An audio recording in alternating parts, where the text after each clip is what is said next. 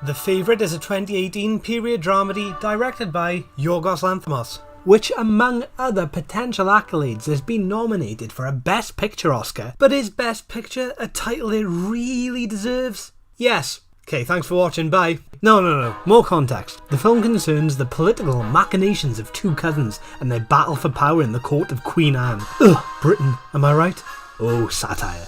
Nailed it. As can be expected from a plot with this much potential for intrigue, the performances are immense. Olivia Colman shows believable changeability as the Queen, Rachel Weisz displays expert levels of calculation and hidden compassion, and the other lead, Emma Stone, has quite big eyes. Unfortunately, there is no Oscar for quite big eyes. Not since 2016. MTV Awards, it is up to you to solve this injustice. But genuinely, Emma Stone's range is incredible, and the fact she maintains a convincing British accent without her performance suffering is really impressive. I can barely do that, and my accent is naturally British. No, Welsh specifically, but that is not what I've come here to say today. As well as our three leads, Nicholas Hoult, James Smith and Joe Alwyn deserve recognition for their capability in supporting ones. The film's writing is incredibly refined, with the bursts of calculated dark humour flawlessly embroiling themselves into this sordid tale. The plot is gripping and focused, using logic, while being gloriously unpredictable and establishing layered characters and emotional intensity in every necessary moment. Another remarkable feature of this film is its visuals, rife with immaculate,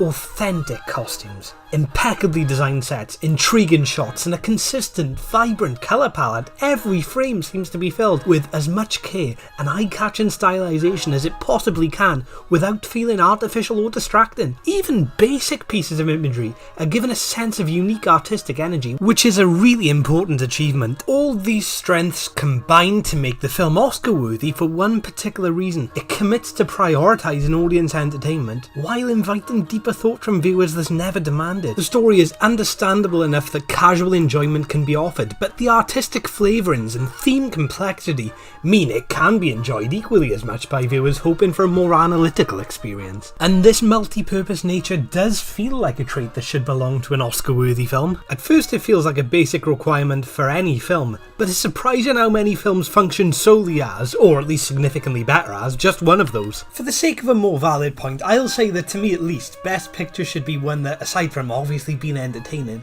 should be creative and feel original without being overindulgent. There is obviously no fixed definition of a Best Picture criteria, but this is what I'd look for assuming I was in charge of the Oscars, which I'm not. Not since 2016. They transferred me over to the MTV Awards after I suggested there be an Oscar for Quite Big Eyes. According to this admittedly debatable criteria, The Favourite's a perfect candidate when compared to some others.